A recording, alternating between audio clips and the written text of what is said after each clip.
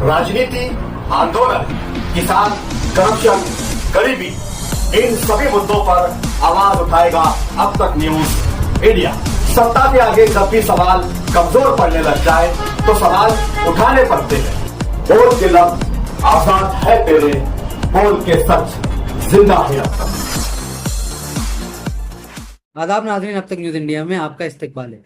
गुज़िश्ता कई दिनों से जारी शदीद और झुलसा देने वाली गर्मी के बाद आज मालेगांव और इसके अतराफ के इलाकों में मौसम ने करवट बदली और रिमझिम बारिश का सिलसिला शुरू हो गया। इस अचानक बदलाव से पूरा शहर जलथल हो गया है और शहरियों को शदीद तपिश और हब्स से बड़ी राहत मिली है।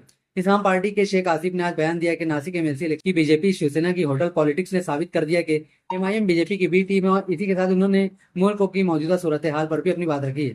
मालेगांव कॉर्पोरेशन का तकरीबन 1100 करोड़ रुपए मालियत का सालाना आम बजट एमएलसी इंतखाबात की वजह से जारी करने में ताखिर हुई। अब इंतखाबी नताइज का ऐलान होने के बाद उम्मीद है कि 25 जून के बाद सालाना बजट जारी कर दिया जाएगा। एमएलसी इंतखाबी नताइज के बाद टीपीआई की जानिब से मुनक्किदा प्रेस कॉन्फ्रेंस में एमआईएम को तनकीद का निशाना बनाते हुए कहा गया कि मजलिस के कॉर्पोरेटर्स के दरमियान कोई इत्तेहाद कायम नहीं है और मजलिस इन अनासिर के साथ खड़ी दिखाई दी जिन्होंने शान रसूल में गुस्ताखी की थी। शिवसेना यूबीटी को उस वक्त शदीद धचका लगा जब इसके 6 अरकान पार्लियामेंट बाज़ाब्ता तौर पर एकनाथ शिंदे की क़यादत वाली शिवसेना में शामिल हो गए हैं। शामिल होने वाले अरकान पार्लियामेंट में संजय हरिभाऊ जाधव, भाऊ साहब राजाराम वाकचोरे, ओम प्रकाश, भोपाल सिंह लंबालकर, संजय दीना पाटिल, संजय उत्तम राव देशमुख और नागेश बप्पूराव पाटिल अष्टिकार शामिल हैं। नासिक एमएलसी सीट पर आजाद उम्मीदवार गोकुल गीते ने महायुति के उम्मीदवार नरेंद्र राणे को शिकस्त देकर कामयाबी हासिल की। जीत के बाद नायब वजीर आला एकनाथ शिंदे ने गोकुल गीते को फोन करके मुलाकात के लिए मुंबई बुलाया। गोकुल गीते ने शिंदे से मुलाकात की तस्दीक की है।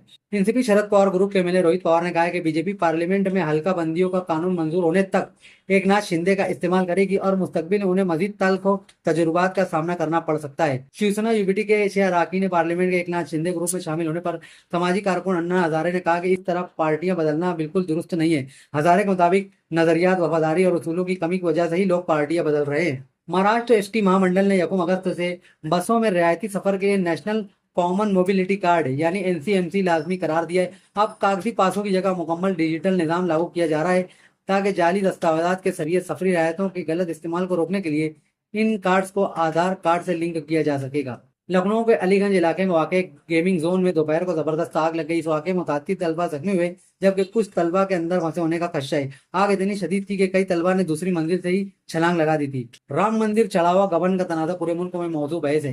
राम जन्मभूमि तीर्थ क्षेत्र ट्रस्ट की दरख्वास्त पर हुकूमत की तरफ से तश्कील दी गई 3 रुकनी एसआईटी फिलहाल इस मामले की तहकीकात कर रही है। एसआईटी की इब्तिदाई जांच 7 दिनों में मुकम्मल हो जाएगी। वाराणसी अंजुमन इंतफादा मसाजिद कमेटी ने जिला में गन शहीद मस्जिद के हवाले से पाकिस्तानी सदर के बयान पर एहतजाज किया है। मसाजिद कमेटी की जानिब से ज्वाइंट सेक्रेटरी एसएम यासीन ने पाकिस्तान सदर के बयान पर कड़ी तनकीद की है। तमिलनाडु के तिरुवल्लुर के कनिग आईपीआर गांव में एक झींगा प्रोसेसिंग प्लांट में अमोनिया गैस के अखराज से मरने वालों की तादाद बढ़कर 5 हो गई है। रियासती वजीर मोहम्मद परवेज ने असम्बली को यकीन दिलाया कि तिरुवल्लुर फैक्ट्री हादसा जैसे वाकयात दोबारा नहीं होंगे।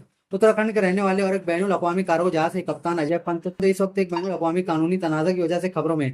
बरतानिया की नेशनल क्राइम एजेंसी ने उन पर रूस के खिलाफ आयत पाबंदियों की खिलाफ वर्जी का इल्जाम लगाते हुए उनके खिलाफ मुकदमा दर्ज कर दिया है। बरतानिया सियासत में पिछले कुछ सालों से मुसलसल अदम और इस्तेकाम का शिकार है। अब ये सियासी बुरान एक बार फिर उरूज पर है क्योंकि गुज़िश्ता 10 सालों में बरतानिया के छठे वजीर आजम केयर स्टामर ने बड़े पैमाने पर दबाव के बाद इस्तीफा देने का ऐलान कर दिया है। पाकिस्तान के वजीर दिफा ख्वाजा आसिफ ने कहा है कि अगर पानी और कौमी सलामती को खतरा हुआ तो पाकिस्तान भारत के खिलाफ जंग कर सकता है। यह बयान सिंध ताश मुआहदे की मुअत्तली के बाद पाकिस्तान में बढ़ते हुए आबी बुरान के दरमियान सामने आए। ईरान जंग के मुसलसल खात्मे के लिए स्विट्जरलैंड में आला सतही मुज़ाकरात पीर के अवाइल में मुकम्मल हो गए जिसमें बकिया हिस्से में निचली सतह की बातचीत की मनसूबाबंदी की गई थी। ईरान और अमेरिका ने लिबनान में जंग से निपटने के लिए एक डी कन्फ्लिक्शन सेल बनाने पर इत्तेफाक किया है। कतर का अहम गुजरती केस बरामदी टर्मिनल धमाके से फट गया है। ये धमाका उस वक्त हुआ जब मजदूरों ने ईरान अमेरिका जंग के दौरान तेहरान की तरफ से बमबारी के बाद वहां काम दोबारा शुरू करने की कोशिश की।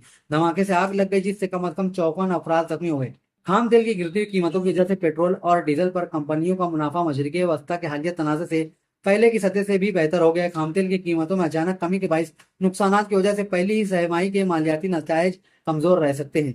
आप हमारे अब तक न्यूज चैनल को सब्सक्राइब कर बेल आइकन को प्रेस कर दें और अगर आप हमारी मदद करना चाहते हैं तो आप हमारे ज्वाइन का बटन दबाकर हमारी मेंबर साझी भी आप ले सकते हैं। इससे आप हमारी मदद भी कर देंगे और हमारी बेबाकी को 4 चांद लगाने का काम भी करेंगे। सुबह कॉस्मेटिक कंप्लीट स्किन सॉल्यूशन आपके लिए लाया है धूप से बचाने वाली डे क्रीम, सौंदर्य चेहरे को गोरा करने वाली नाइट क्रीम, फुंसियों के लिए TC skin cleaner and serum, सर्दी में जिल्दों को ताजा रखने वाला मॉइस्चराइजर, 7 दिनों में गोरा करने वाली क्रीम, आंखों के नीचे कालापन को दूर करने वाला टीसी डार्क वे सीरम, हाथ और गर्दन का कालापन दूर करने वाला साबुन। हमारा पता याद रखें, कुसुम्बा रोड, औलिया मस्जिद के सामने, सुबह कॉस्मेटिक कंप्लीट स्किन सॉल्यूशन।